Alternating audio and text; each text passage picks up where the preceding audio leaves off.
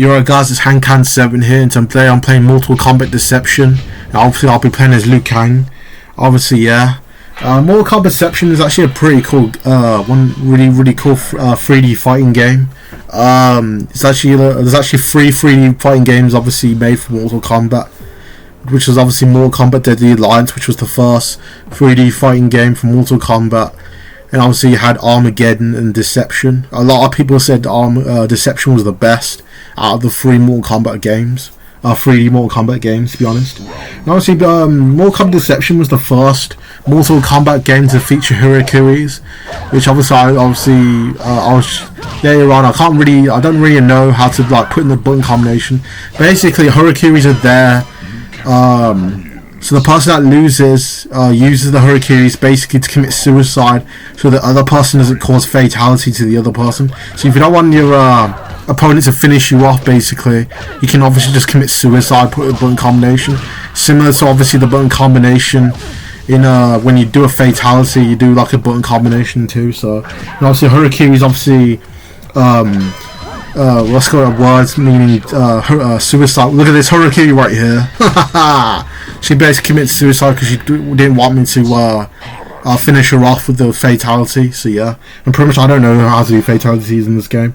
So pretty much hara-kiris are there. It obviously means suicide in Japanese, pretty much. And obviously yeah. And in this game, there's obviously another fact is this is the only Mortal Kombat game ever to have Liu Kang as an unlockable character in the because obviously in this game it's not like Tekken where you unlock your character go through story mode and you unlock them. In this game you have to go through conquest mode, which I'll talk about in a minute. You have to go through conquest mode and lock him there, and then obviously you have to use the money to open the crypt, which you obviously can own either by going through conquest mode. You obviously get a lot of coins and stuff like that.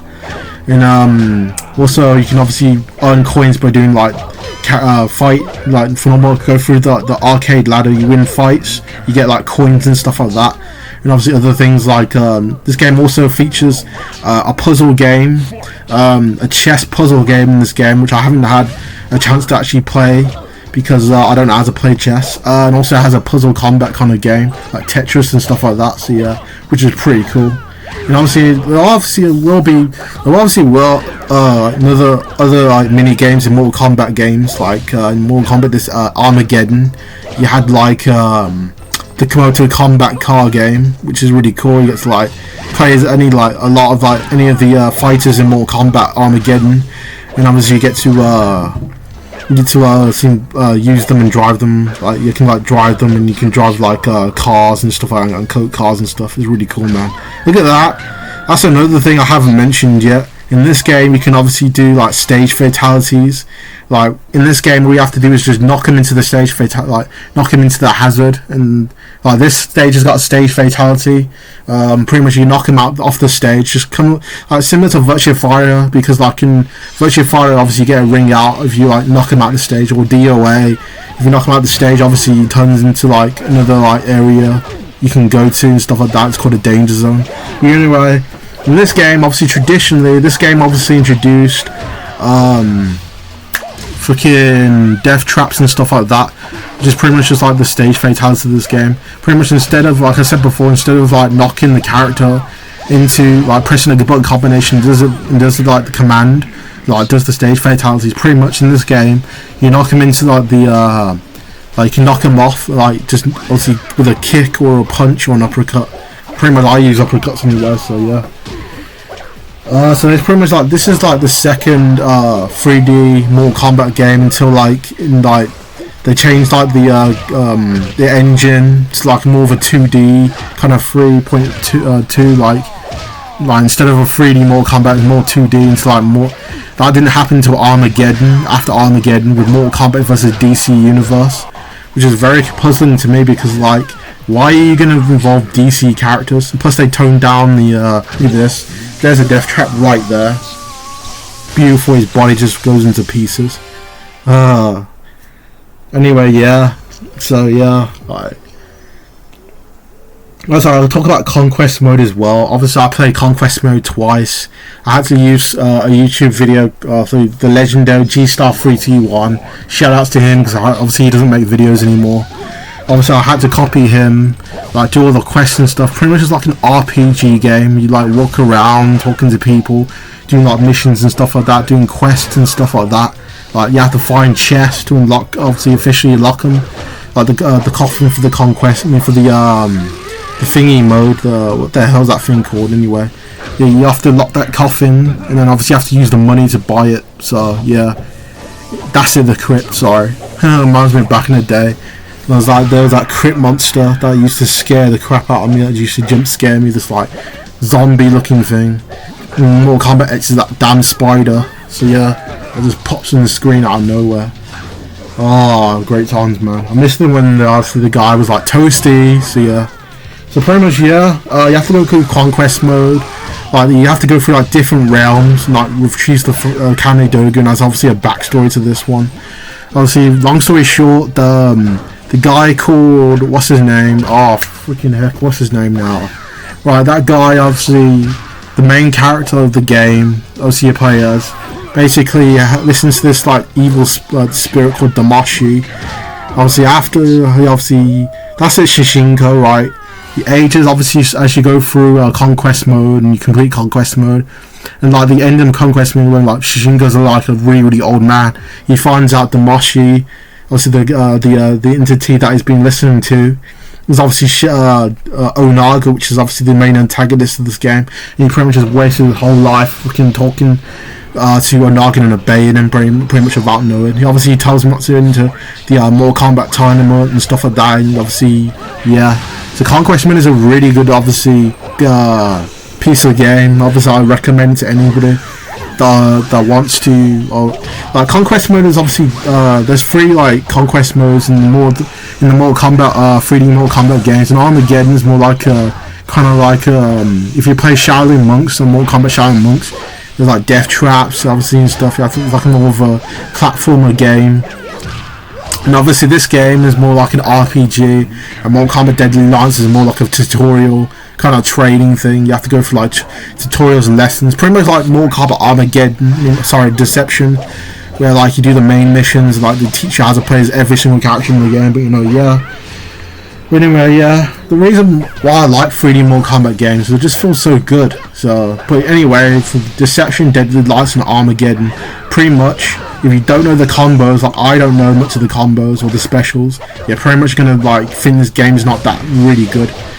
You're gonna think the game's like not good at all. So yeah, like especially people that first play the game. Like remember obviously my brother, his obviously wife, and obviously in sister-in-law, my brother-in-law too, my brother, my sister played this, and basically they thought this game was crap because like it's not like Mortal Kombat, the other Mortal Kombat games, like you can just do like combos by like pressing buttons and stuff like that. Oh, look at this, it's a freaking mirror match between myself, just great.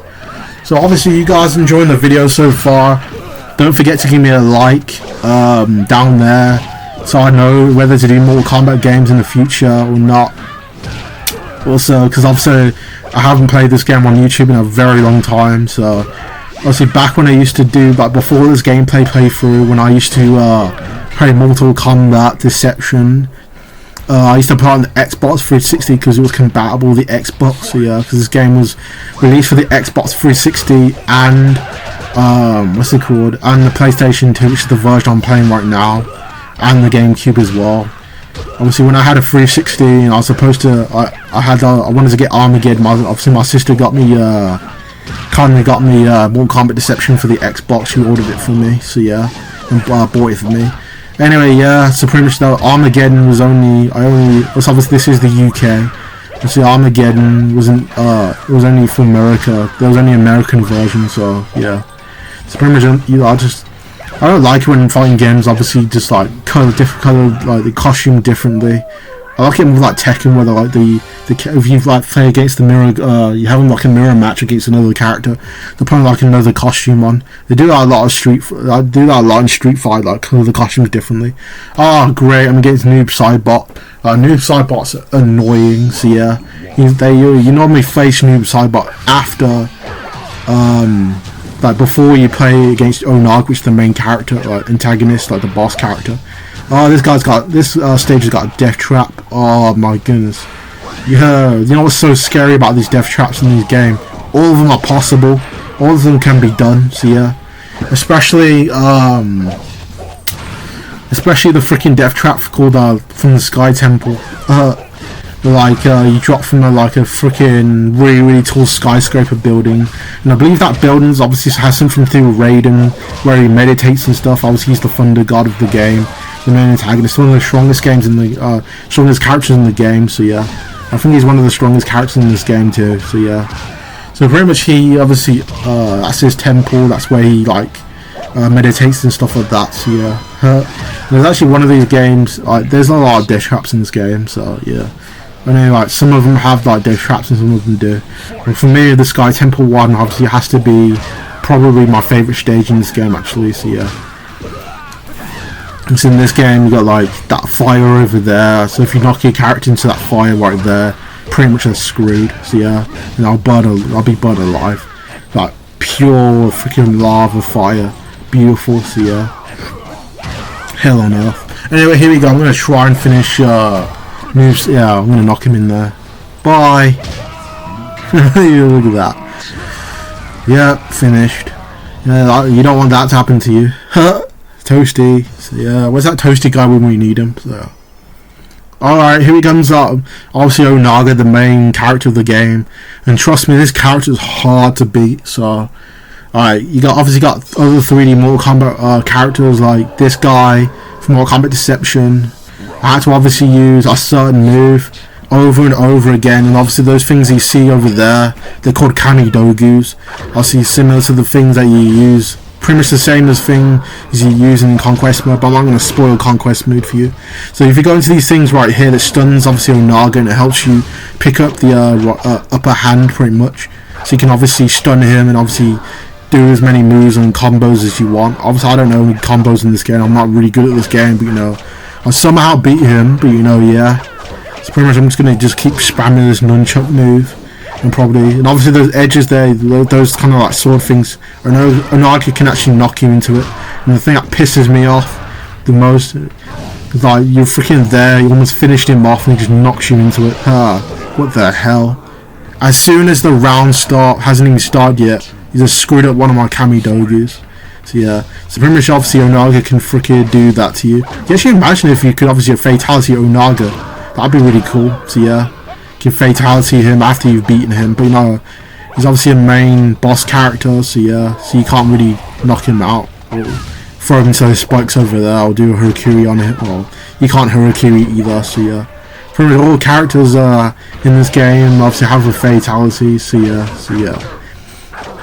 So obviously this video is going to end in like 2 minutes. So pretty much obviously I hope you've enjoyed this this gameplay playthrough, and obviously I'll see you guys after this fight. So yeah, there we go. Bye. Round 3. Oh, there's 3 rounds. Sorry guys, I thought it was over. So yeah. Oh man. See, I'm gonna try and obviously get this Kami-Dogu here, stun him, finish him off.